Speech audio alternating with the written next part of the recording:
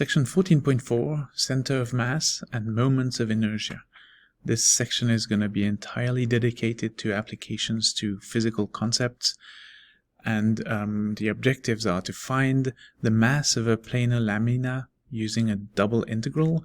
A planar lamina is a surface with varying density. At least in our case it will have varying density, so it's very dense in some places and not dense in others.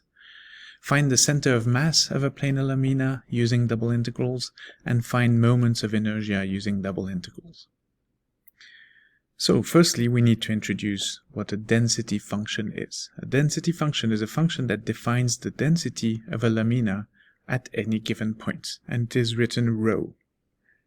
So you may have a certain surface, it has a certain shape, it's perfectly flat, so it doesn't have any volume, but instead of the volume it has density. So in one place it might be very dense, therefore the mass will be larger, and in another place it may be less dense, so the mass, it will contribute less to the overall mass of the lamina.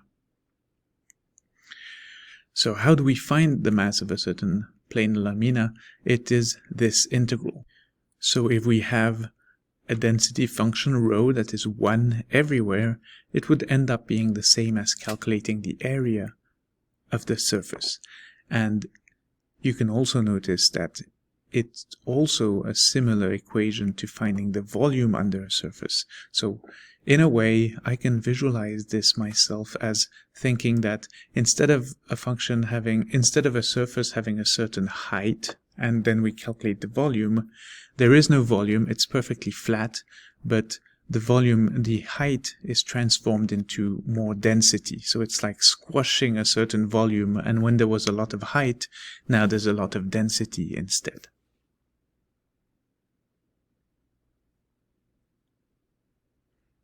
So in real life, in the 3D world, the density would be expressed as a mass per unit volume, but because we are studying an abstract idea of a planar lamina that has no height at all, density will be a mass per unit surface instead of mass per unit volume.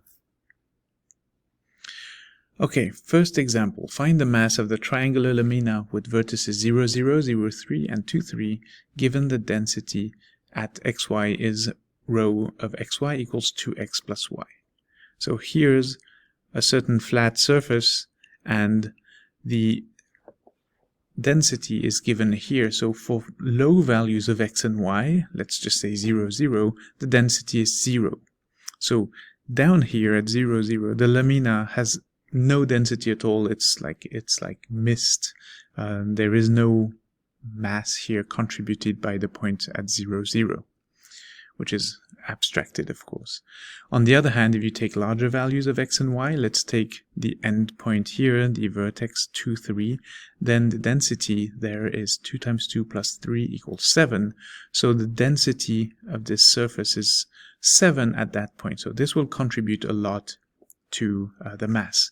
So there's kind of a gradation from being very not dense to becoming more and more dense as you go here. It's hard to really visualize a simple material that would do that, but if you may want to think of different materials somehow. So this is extremely light material like styrofoam, and the further you go here, the more it becomes like a heavy metal.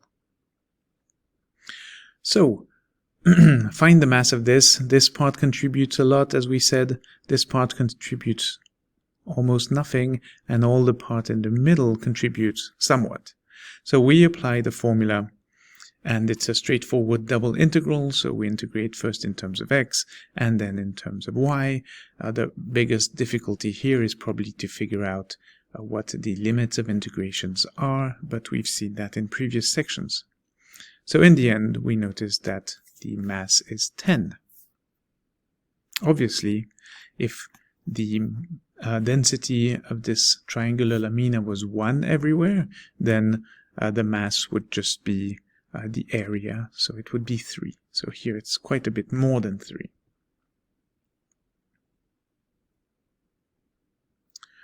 So we're now going to talk about moments of masses for point masses. So this does not involve any calculus, but just as a reminder of what these things are. So the moment of masses about the origin, if we have points, are defined as the sum of the product MIXI. And then the center of mass would be defined as that value divided by the total mass. So it's probably best to look at an example, and you can imagine this being a seesaw with one parent here with a certain mass, the second parent here with another mass, and then the first child and the second child. Now, if we want the seesaw to be balanced, the question is, where is the pivot? So this is, where is the center of mass? Of course, if the center of mass is here at x equals 3, we can all notice how the parents are going to be way too far and way too heavy, and the seesaw won't work very well. So where should the pivot be? So we'll calculate that using the formula right here, and that again involves no calculus, so that's not directly part of what we're learning in this section, but it gives us a good grounding intuition of what we will do further down. So 10 times -5 plus 15 times 0 plus 5 times 4 plus 10 times 7 equals 40. And then to find the center of mass, I need to divide that by the total mass. So 10 plus 15 plus 5 plus 10, and I get 1. So the balancing point is at x equals 1. If the seesaw is balanced right here at x equals 1, the parents and the children will be able to play and go up and down, all of them. We can notice that that sort of makes sense if I look at the first parent has a mass of 10 and is 6 away from the pivot. The second child is also 6 away from the pivot with a mass of 10. So the two people at the extreme are balancing clearly. And then the second parent has a mass of 15, which is 3 times more than the first child. On the other hand, to compensate for that, the first child is 3 times further from x equals 1. So that family would balance nicely. In 3 dimensions, it's like these baby mobiles, these things that hang over babies' heads when they lie down. You are trying to find where the string would be in order for this mobile to be balanced.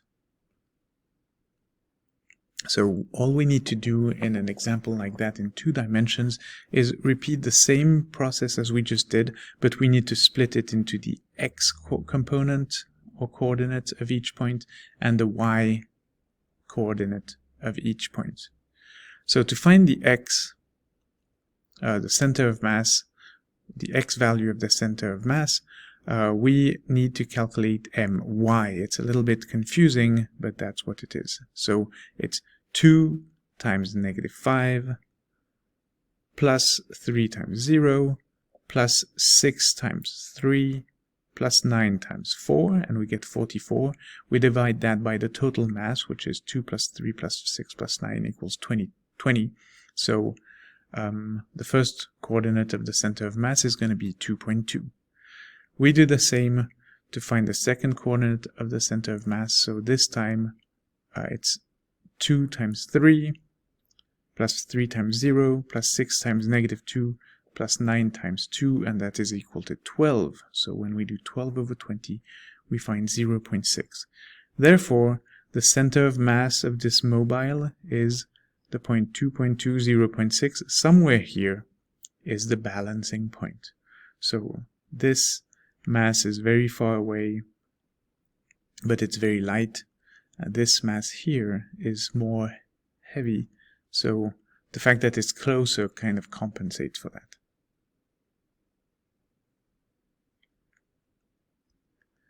Okay, so more formal definitions. The moments of masses mx and my are a measure of the tendency to rotate about the x or y axis. And given a density function of the planar lamina, they are found by calculating this. So if we look at that, the integral corresponds to adding each of the point masses in the previous examples, and then we have distance times the mass is here, the distance times the density. And then to find the center of mass, we again need just to divide by the total mass of the lamina, or in the previous example, the total mass of each of the point masses.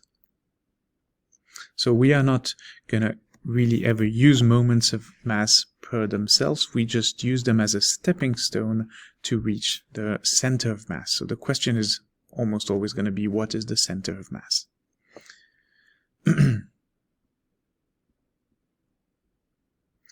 Now, if a lamina is symmetric about the x-axis or the y-axis, of course, we can automatically declare that the center of mass is going to be on the x-axis or the y-axis, because just naturally we can see that it's going to balance about these axes if the lamina is symmetrical.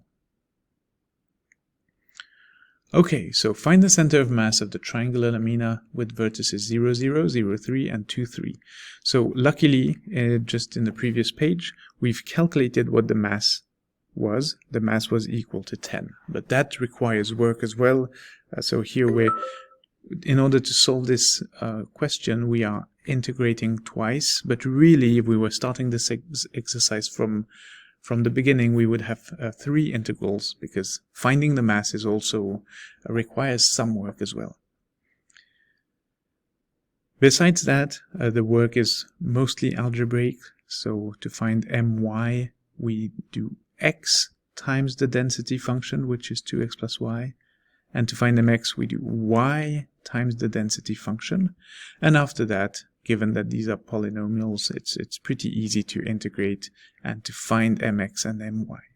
So in the end, my equals 8.5, mx equals 22.5, and therefore the center of mass is 0.85, 2.25.